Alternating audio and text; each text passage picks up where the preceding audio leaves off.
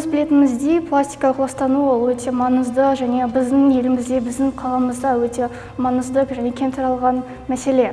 Үшеуміз осы мәселені зерттеп, шетелдегі мақалаларды осы пластик туралы оқып, пластик ластану масштабын білдік. Біз өзіміздің постерлерімізді бірге істеп, оларды адамдар ең көп осы пластикті алатын жер супермаркеттерде ілуден жобамызды бастадық. В целом, эта работа заняла более 2 лет, потому что мы начали эту работу в ходе сентября, в октябре 10 класса нам предложил руководитель наша Мария Батимагриковна. После этого мы сразу же организовали экскурсию в Карлаг. Мы изучали все материалы, картины, также камеры пыток, камеры самих заключенных, которые там были. В целом, мы в этот проект вложили очень много времени, очень много ресурсов. Остается только ждать результаты.